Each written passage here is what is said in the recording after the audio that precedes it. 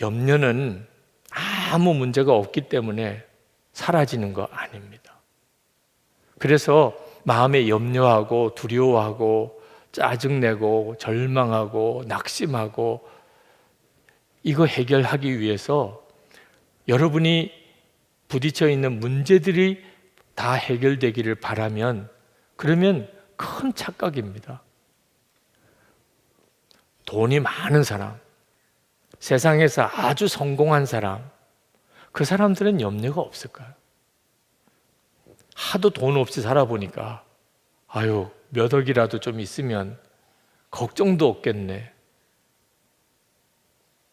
100억 받은 사람한테 가서 물어보세요. 걱정이 없나? 몸이 병들어서 정말 내가 이렇게 죽는 건가 두려움에 사로잡혀 있는 분들, 내가 몸만 건강해지면 정말 아무 걱정이 없을 텐데 지금 몸이 건강해서 오늘 다 오셨잖아요. 환경이 바뀌고 문제가 해결되어서 내 마음에 염려가 없어지는 게 아닙니다. 여러분의 마음에 염려가 사라지는 것은 오직 하나예요. 예수님이 진짜 여러분의 마음의 중심의 왕이 되실 때예요. 예수님이 워낙 크신 분이니까 염려가 어느 순간에 염려가 안 되는 겁니다. 그래서 오늘 여러분 안에 마음의 염려와 두려움, 요동하는 마음이 해결되는 비밀은 주를 바라보며 있음을 명심하셔야 됩니다. 6절 말씀에 염려가 있으면 즉시 기도하라고 합니다. 아무것도 염려하지 말고 오직 모든 일에 기도와 간구로 너희 구할 것을 감사함으로 하나님께 아뢰라. 눈을 돌리라는 거예요. 염려에서, 문제에서 하나님께로 눈을 돌리라는 겁니다. 오늘 여러분이 지금 그렇게 하고 계신 거죠. 주님을 향하여 귀를 기울이고 그리고 믿음의 눈을 떠서 주님을 바라보려고 하는 거잖아요. 그런데 이왕 기도할 거면 감사를 하라는 거예요. 하나님 살려주세요. 이렇게 기도하지 말고 감사로 기도하라는 거예요. 왜? 정말 믿으니까. 하나님은 다 해결하실 수 있는 하나님이시니까. 그러니까 이미 해결된 거나 마찬가지니까. 아직까지 여전히 문제는 있지만 내가 하나님을 믿으니 해결된 거나 마찬가지잖아요. 그러니까 감사하는 거죠. 그것이 진짜 기도인 거예요. 야, 감사가 됐다는 말은 무슨 뜻이죠? 마음이 평강이 온 거예요. 그래서 7절에 그리하면 모든 지각에 뛰어난 하나님의 평강이 그리스도 예수 안에서 너희 마음과 생각을 지키시리라. 내가 진짜 감사함으로 주님 앞에 나아가 기도하면 그러면 주님이 내 마음의 생각을 평강으로 지키십니다. 오늘도 여러분이 바로 이 기도에서 주님이 주시는 평강을 경험하게 됩니다. 감사함으로 하나님께 나가는 겁니다. 중국에서 목회하셨던 최효율 목사님이 새벽 기도 때 사진 둘을 보여주시더라고요. 공항에서 찍으신 사진에 가족들이 중국에서 목회하실 때. 근데 사진 두 장이 분위기가 조금 달라요. 하나는 중국에서 한국에 나오는 비행기를 타려고 중국 공항에서 찍은 거고, 하나는 다시 중국에 돌아가기 위해서 인천공항에서 비행기 기다릴 때 찍은 사진이에요. 그 두 사진이 무슨 차이가 있나 하고 봤더니 어른들은 표정이 완전히 달라요. 중국 공항에서는 그렇게 밝아요. 한국에 가니까. 한국 공항에서는 이제 중국 가야 되니까 그렇게 어두워요. 그런데 애들은 중국 공항에서나 한국 공항에서나 얼굴이 똑같아요. 밝아요. 그러면서 목사님이 설명을 그렇게 하시더라고요. 왜 이렇게 얼굴에 표정의 차이가 나나 생각해 봤더니 어른들은 중국이냐 한국이냐를 보고 있어요. 내가 이제 가는 데가 중국이다. 그러면 아유, 또 고생하러 가는구나. 아유, 어떻게 또 한국에 나올 길이 있어서 한국에 나오면 아유, 이제는 좀 살 것 같은 애, 먹을 것도 제대로 먹고 말도 통하고 또 만날 사람들도 만나고 그러니까 기쁜 거죠. 근데 애들은 왜 중국 공항에서나 한국 공항에서나 다 밝지요? 걔들은 엄마 아빠만 바라보니까. 그러니 엄마 아빠가 늘 같이 있으니까 그들은 그냥 한국에 간다고 그래도 기쁘고 중국에 간다고 그래도 기쁘더라. 그러면서 우리가 예수님을 마음에 모시고 사는 게 얼마나 놀라운 것인가. 여러분이 정말 예수님을 마음에 모시고 산다 그러면 환경과 여건하고 아무 상관없이 기쁜 거예요. 어린아이가 부모님이 함께 계시면 그죠? 어디서든지 기쁘죠. 여행 가는 것 자체가 기쁜 거죠. 주님을 바라보지 못하면 우리는 환경과 여건에 따라 계속 마음이 요동치게 됩니다. 그 말은 하나님이 우리를 통해서 역사할 수 없다는 거예요. 여러분, 부모님과 함께 있는 자녀들은 그냥 천방지축 뛰어 돌아다닙니다. 편안하니까요. 걱정이 없으니까. 그렇게 놀면서 계속 확인하는 게 엄마 아빠가 어디 있냐, 엄마 아빠가 저기 있다. 그러면 그냥 또 뛰어다니고 노는 거예요. 엄마 아빠만 함께 있으면 아무 걱정이 없으니까. 그렇게 뛰어다니다가 피곤하면 엄마 아빠 무릎에 그냥 탁 쓰러져서 또 푹 자요. 배 앞실이든지 어디든지 그냥 자요. 어른들은 그렇게 못 자잖아요. 그죠? 엄마 아빠가 함께 있는 것이 모든 것이니까. 그러니까 어린 아이들이 엄마 아빠를 전적으로 의지하는 것을 보면 아, 내가 예수님을 진짜 믿으면 이렇게 되겠구나 하는 걸 알 수가 있어요. 주 예수님을 바라보시라고 그랬더니 잘 실감이 안 난대요. 보이지 않으시는 예수님을 어떻게 바라보나, 예수님을 항상 생각하는 것이 도대체 뭘 말하는 건가 답답해 하시는 분들이 많으세요. 내가 주 예수님을 정말 바라보고 있다면 마치 엄마 아빠가 옆에 있는 데서 노는 아이들 같아요. 예수님 바라보라고 해서 무슨 특별한 체험이 오는 게 아니에요. 내 마음이 주님이 나와 늘 같이 계시니 걱정이 없어. 염려할 거 없어. 내가 확인할 것은 내가 언제나 주님 생각하고 사나, 내가 아침이나 낮이나 저녁이나 누구를 만나든 무슨 일을 하든 혼자 있든 내가 항상 주님 생각하고 있나? 그러면 걱정 없어. 지금 잘 가는 거예요. 내가 주님을 잊어버리기 시작하는 게 문제인 거예요. 항상 사고는 거기서 나요. 주님 생각하지 못한 채 말해버리니까 이거 주워 담을 수도 없는 말을 하는 겁니다. 주님 전혀 생각하지 못한 상태에서 무슨 결정을 하고 나니까 나중에 수습이 안 되는 거예요. 여러분의 마음이 편안하십니까? 오늘 이 시간에 주님이 물으시는 거예요. 요한복음 14장 27절에 평안을 너에게 끼치노니 곧 나의 평안을 너에게 주노라. 내가 너에게 주는 것은 세상이 주는 것과 같지 아니하니라. 너희는 마음에 근심하지도 말고 두려워하지도 말라. 오늘 이 말씀을 여러분들이 그대로 누리게 되실 겁니다. 나의 평안이라고 그랬어요. 예수님을 내가 바라보면 주님의 평안이 그대로 옵니다. 오스왈드 챔버스 목사님이 그런 말씀했어요. 어떤 상황에서도 믿음으로 예수 그리스도를 바라보면 반드시 마음의 평강이 온다. 오늘 이 밤에 여러분이 실제로 체험해 보기 바랍니다. 그게 내가 정말 주님과 올바른 관계를 맺고 있는지를 보여주는 것이라는. 종교교회 가면 마틴 루터를 생각하는데 마틴 루터에게는 정말 하나님이 믿음의 동지를 붙여주셨는데 필립 멜랑흐톤이라고 하는 사람입니다. 나이는 많이 차이가 나요. 한 15살 정도 차이가 난다고 알고 있는데 그런데 두 사람은 정말 친구 이상의 친구였어요. 죽고 난 다음에 두 사람이 부부도 아니었는데 함께 무덤에 묻혔습니다. 물론 함께 죽은 건 아니지만 함께 한 무덤에 묻혔어요. 그 정도로 두 사람은 각별했습니다. 종교개혁을 마틴 루터가 끝까지 잘 감당할 수 있었던 것은 이 멜랑흐톤이 있었기 때문입니다. 마틴 루터는 굉장히 행동가입니다. 근데 멜랑흐톤은 굉장히 지적이고 이론가였어요. 근데 마틴 루터가 종교개혁을 해가면서 수시로 마음에 무너지는 순간이 있었습니다.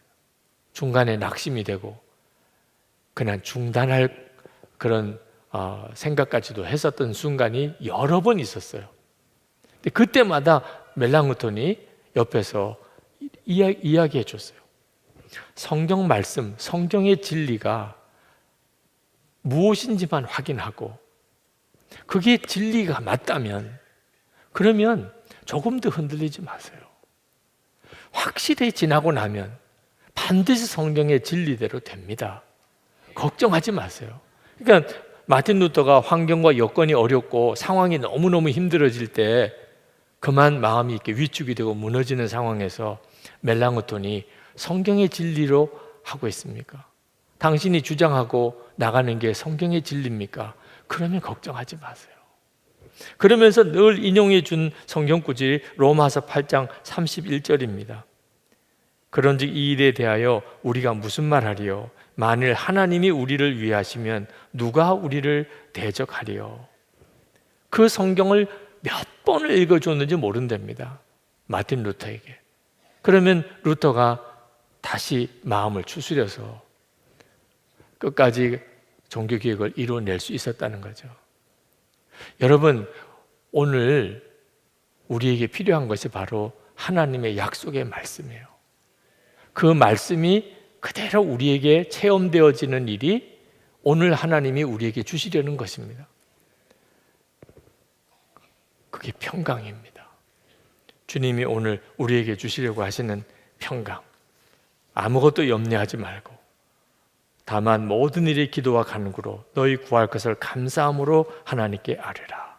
그리하면 모든 지각에 뛰어난 하나님의 평강이 그리스도 예수 안에서 너희 마음과 생각을 지키시리라. 이제 오늘 이 은혜를 실제로 경험하는 시간이 되시기를 바랍니다. 그래서 그 평강 가운데서 하나님이 생각을 주시고 하나님이 계획을 알게 하시고 하나님의 지혜를 주시고 여러분이 무엇을 해야 될지를 알게 하시고 할 수 있는 힘을 주시고 여러분의 가정, 일터 또 여러분의 사명의 길 주께서 주의 일을 이루어내실 것입니다.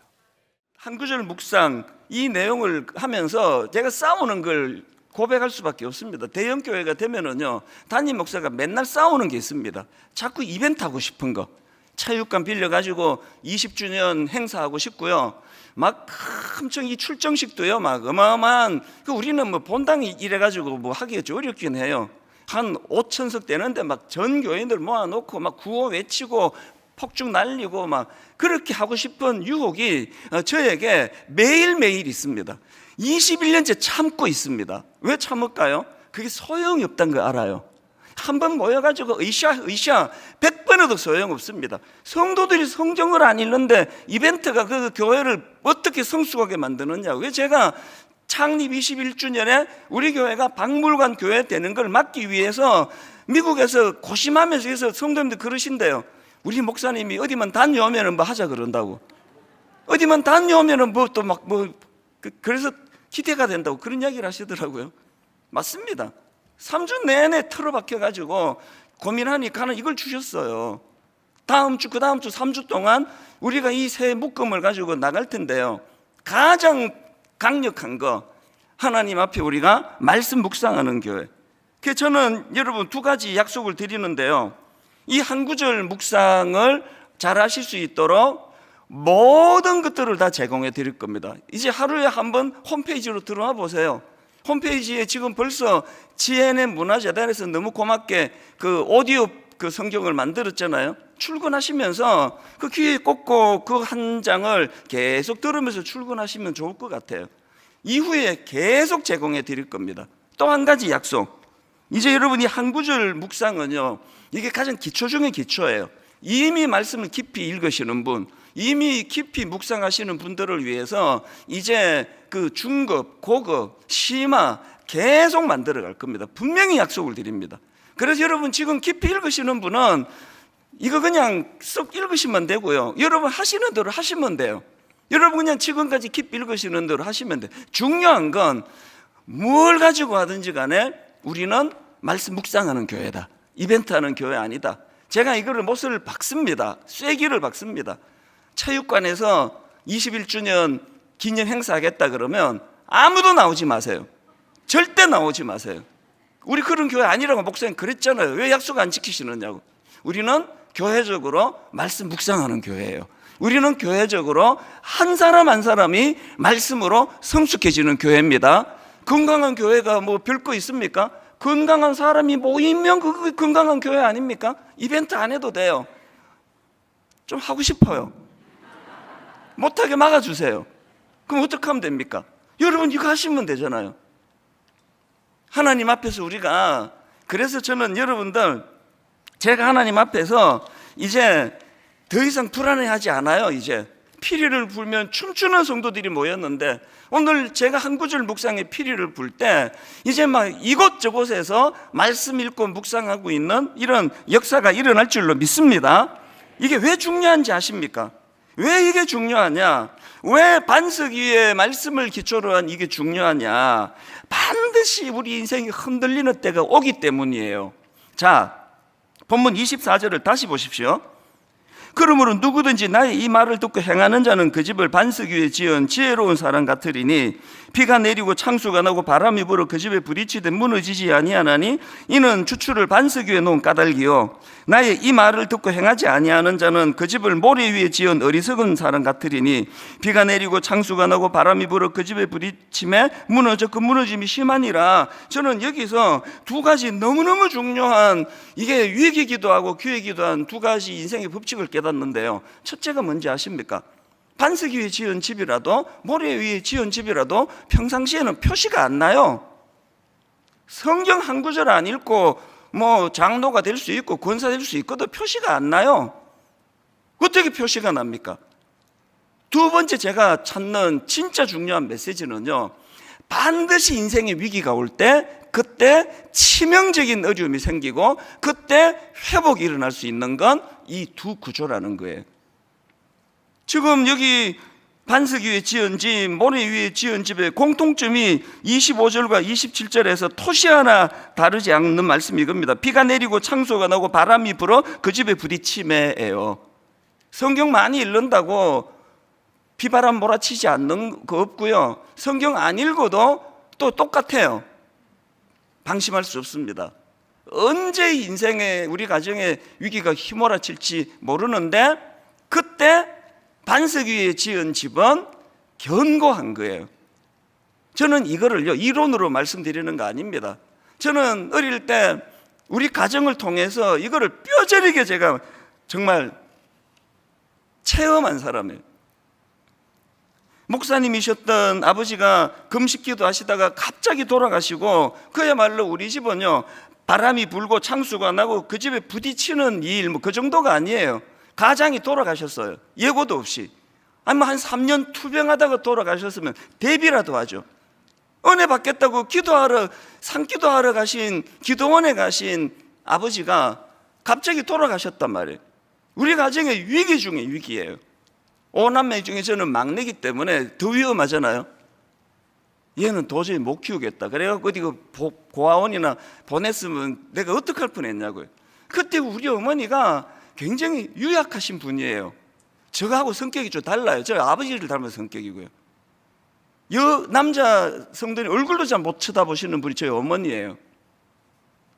갑자기 용사가 되셨어요. 우리 5남매를 가제트의 손으로 탁 붙잡으셔가지고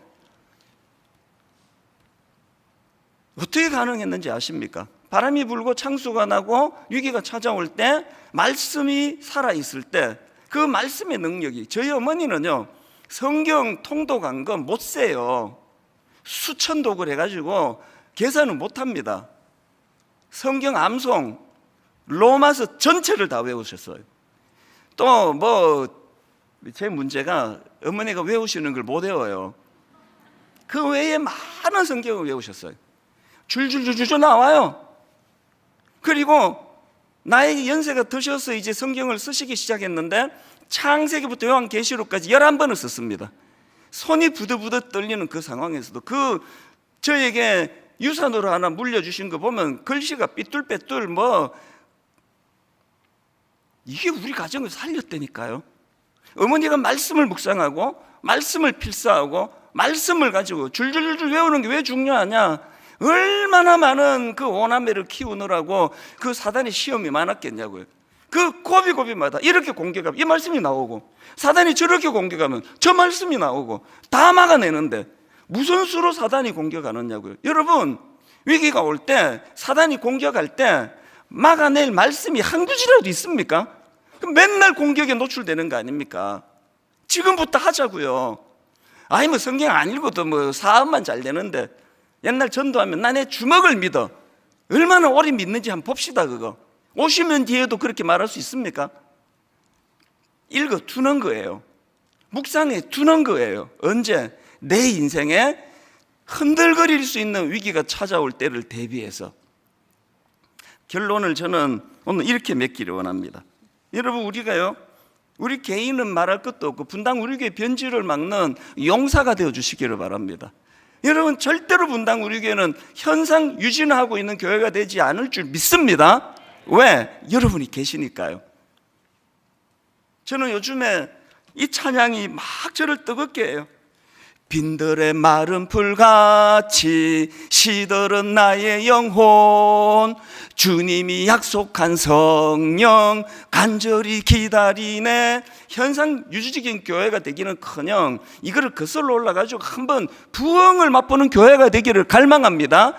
그러려면은 주님이 약속한 성령을 간절히 기다리는 건 묵상과 기도 아닙니까? 묵상 안 하고 기도 안 하는데 성령의 단비를 기다리는데 이렇게 말하지 마시기를 바라요.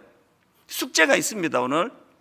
오늘 집에 가시자마자 오늘 본문과 설교는 오늘자예요. 들리는 말씀대로 살아가는 성도, 오늘 집에 가시자마자 이거 숙제를 해보시기 바랍니다. 이번 한 주 피리를 불면 춤추는 교회가 되기를 바라고요. 우리 한번 힘을 내는 차원에서 이 찬양을요 시시하게 부르면은 그거는 정말 안 됩니다. 한번 아까 말했잖아요. 서두에 하나님 앞에 내가 좀 힘이 빠져 있습니다. 하나님 내가 좀 지쳐 있습니다. 그렇게 하고 있지 말고 립 일업이라는 그 책에서 말하는 그럴수록 행동해라. 떨쳐봐라.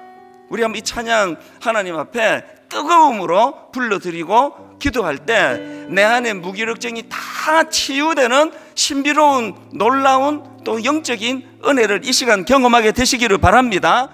저희 교회가 미디어 사역을 하면서 제일 많이 벤치마킹을 했던 교회가 미국의 크레이크 그로셸 목사님이 목회하는 교회입니다. 그분이 크리스천 무신론자라고 하는 책을 썼는데 그 책에 그런 내용이 있더라고요. 이 목사님이 목회를 하면서 어느 순간 자신을 보니까 성과를 올리려고 무언가를 더 많이 만들어내려고 노력하는 모습들, 그리고 그것을 스스로 인정하기까지 자기에게 평안이 없었다. 참 놀랍잖아요. 하나님의 일을 하고 목사가 목회를 하는데 성과를 내려고 하면서 잃어버린 평안에 대한 부분들, 저도 정직하게 보아야 되겠다는 생각이 들었고, 오늘 여러분들에게, 저는 제 이야기를 하지만 여러분들은 여러분들의 삶에 정직하게 성령님 앞에 서보라는 거예요. 코로나를 지나면서 저희 교회가 주일 예배 2개를 이렇게 없앴고 그리고 더 만들지 않습니다. 코로나 기간 중이었던 것 같아요. 부활절 예배를 2번을 드렸어요. 2번 예배를 드리는데 너무 좋은 거예요. 나도 이렇게 은혜스럽고 평안하게 예배를 드릴 수 있구나. 그동안 4번, 5번 설교를 하면서 내 안에, 교인들이 모이는 이 모임 안에 얼마나 많은 사람들이 모여서 몇 번을 예배 드려야 하는 것 때문에 내 안에 잃어버렸던 평안을 하나님이 보게 하셨어요. 그리고 저에게 그런 소원이 생긴 거예요. 하나님, 저도 설교를 하고 예배를 인도하면서 이 예배 시간이 저에게 복되고 평안하고 기쁜 시간이 되었으면 좋겠습니다. 이것을 일반화해서 다른 사람들 모두에게 적용하려고 하는 것이 아니에요. 저는 제 건강에 대한 문제도 있고, 만일 건강해서 주일날 5번, 6번, 7번 설교를 하고도 기쁘고 감사하고 하나님과의 관계가 깨어지지 않는다면 저는 오케이, 괜찮다고 생각해요. 그리고 교인들을 위하여 더 좋은 예배를 준비하고 더 많은 것들을 준비하는 것 괜찮을 수 있다고 생각해요. 그런데 정직하게 제가 예배를 드리며 무언가의 성과를 내기 위해서, 더 많은 사람들이 모이기 위해서 하나님과의 관계를 잃어버린, 평안을 잃어버리고 있다면 하나님이 기뻐하시지 않겠다는 거예요. 내가 무엇라고 변명을 해도. 제가 만나교회 20여 년 목회를 하는 동안 제 삶에 가장 후회되는 지점이 하나 있어요. 그게 뭐냐면, 여러분들 중에 한 10여 년 전부터 우리 교회를 다닌 분들이 있다면 그 변화산 새벽기도에 얼마나 많은 사람들이 모였었는지를 기억할 것 같아요. 30분, 1시간 전에 나오지 않으면 예배당에 들어올 수 없을 만큼 꽉꽉 사람들이 차기 시작할 때, 야, 이게 사람들이 한 명이라도 더 변화산 새벽기도회를 드리도록 해야 되겠다. 그래서 그때 제가 한 2년인가 그랬던 것 같아요. 변화산 새벽기도회를 2번 드렸어요. 새벽에 1번 드리고 밤에 1번 드리고, 새벽 예배를 밤에도 드렸어요. 놀랍게도 사람들이 새벽보다 밤에 더 많이 오기 시작하더라고요. 왜? 오기가 쉬웠던 거예요. 어느 순간부터 이 성전에 찾아오는 그 열망들과 그 마음들이 사라지기 시작했어요. 저는 늘 무용담을 이야기했어요. 여러분, 제가 새벽 예배를 마치고 다시 저녁 예배를 드릴 때, 그 저녁 예배를 마치면 밤 11시가 다 돼가는데, 그때부터 제가 잠도 못 자고 몸은 아프고, 그때 몸도 굉장히 아플 때였어요. 링거를 꽂고 하루도 링거를 안 맞은 날이 없었어요. 저는 주사를 맞고 자다가 잠이 들면 제 아내가 주사를 뽑고 그렇게 예배를 드렸어요. 하나님이 그거 보게 하시더라고요. 하나님과의 친밀함에 대한 문제가 아니라 더 많은 사람들이 모여서 더 많은 사람들이 차는 것 때문에 잃어버린 관계와 잃어버린 평안함을 보게 하셨어요. 저는 제 목회에 있어서 가장 치명적인 실수가 있다면 무언가를 만들어내기 위해서 애썼던, 내 무용담을 만들어냈던 시기라고 생각합니다. 하나님 앞에 정직하게 우리의 모습을 볼 필요가 있겠다. 우리들이 하나님 앞에 열심히 일하며 평안을 잃어버리고 있다면 뭔가 잘못되어 가고 있는 것은 아닐까. 정직하게 말해서 우리가 평안함을 잃어버리는 많은 이유 가운데 하나는 서두름이 있죠. 하나님의 인도하심이 보이지 않아요. 하나님의 역사가 보이지 않아요. 조급해요. 조급함은 우리로 하여금 평안함을 잃어버리게 만드는. 피터 언더우드가 쓴 First Mover라고 하는 책에 보면 외국인의 시각으로 본 한국인의 서두름을 10가지를 이야기하고 있더라고요. 여러분들은 해당이 되는지 한번 보세요. 첫 번째, 커피 자판기에서 커피가 나오고 있는데 손을 집어넣고 컵 잡고 기다리기. 두 번째, 버스 정류장에서 버스가 출발하면 뒤따라가면서 추격전 벌이기. 세 번째, 화장실에 들어가기 전부터 지퍼 미리 내리기. 네 번째, 삼겹살이 다 익기도 전에 먹기. 다섯 번째, 엘리베이터에서 2초도 못 참고 닫힘 버튼 누르기. 여섯 번째, 3분 기다려야 하는 컵라면 3분도 되기 전에 뚜껑 열기. 일곱 번째, 영화관에서 엔딩 자막이 끝나기도 전에 일어나 나오기. 여덟 번째, 화장실에서 볼일 보면서 양치질하기. 아홉 번째, 웹페이지가 3초 안에 안 열리면 닫아버리기. 열 번째, 편의점에서 음료수를 구입한 뒤 먼저 마시고 계산하기. 외국인의 눈으로 보였던 우리들 서두르는 한국인의 모습이었어요. 우리가 참 기다리는 것이 힘든 세상에서 살고 있는 것 같아요. 조금만 기다려도 내가 뒤지는 것 같고 내가 바보가 되는 것 같고, 늘 우리는 속도가 아니라 방향이라고 이야기하면서도 우리들 가운데 서두름이 얼마나 많이 있는지 몰라요. 제가 이렇게 한 문장으로 정리를 했는데, 참 제가 가끔 그런 얘기, 참 정리를 잘했어요. 들어보세요. 게으름이 하나님의 뜻을 따라 살지 못하게 하는 죄이듯이 서두름은 하나님의 인도하심을 받지 못하게 하는 죄입니다. 게으름 때문에 하나님의 뜻을 살지 못하는 것도 죄지만, 서두름으로 인하여 하나님의 인도하심을 받지 못하고 살아가는 것도 죄예요. 서두름은 늘 지금이라는 눈으로, 자기중심적인 눈으로 보고 있는 거예요. 하나님의 역사와 계획이 우리들의 눈에 보이지 않는 거예요. 여러분, 우리들에게 일어나는 일들이 우리들에게 얼마나 만족스러운 일일까요? 불만족스러운 일이 많이 있죠. 왜? 하나님이 하시는 일과 하나님의 계획을 우리들이 다 알지 못하니까. 어쩌면 우리들에게 불만족스러운 일이 당연함에도 불구하고 그것을 참아내지 못하는 거예요. 하나님의 인도하심이 우리 가운데 없는 거예요. 이사야 44장 2절에 보니까 너를 만들고 너를 모태에서부터 지어낸 너를 도와줄 여호와가 말하노라. 하나님이 어떤 하나님이라고요? 너를 모태에서부터 지었다. 나보다 나를 더 잘 아시는 하나님께서 우리를 인도하여 주신다. 그런데 우리들이 그 인도함을 받지 못하고 서두르고 있는 거예요. 불안한 거예요.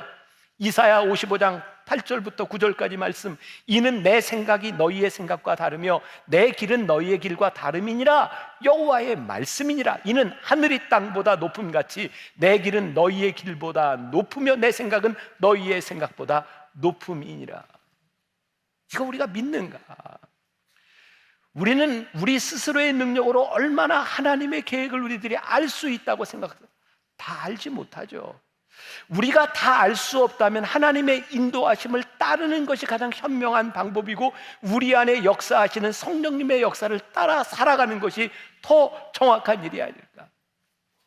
이번에 제가 미국에서 왔다 갔다 집회를 인도하는 중에 어떤 젊은 목사님들이 서로 저를 이렇게 라이드를 주겠다고 이렇게 이야기들을 해요.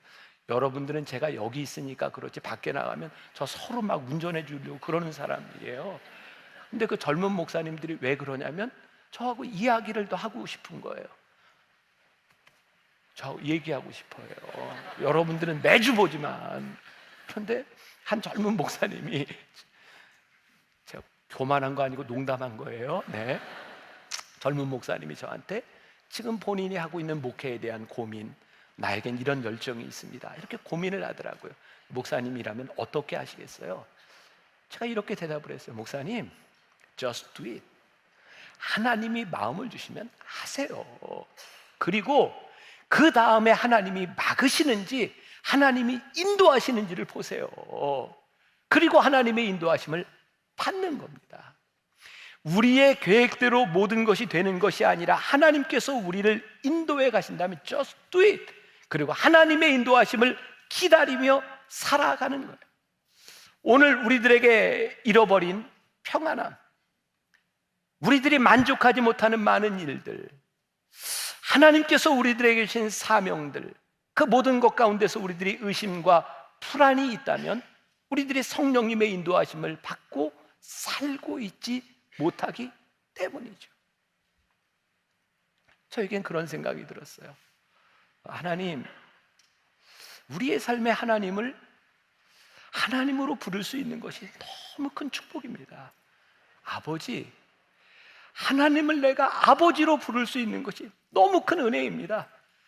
지금 내가 알지 못하고 이해하지 못하고 설명하지 못하는 이 일 가운데서 하나님을 아버지라 부를 수 있는 것이 나에게 얼마나 큰 축복인지 모르겠습니다.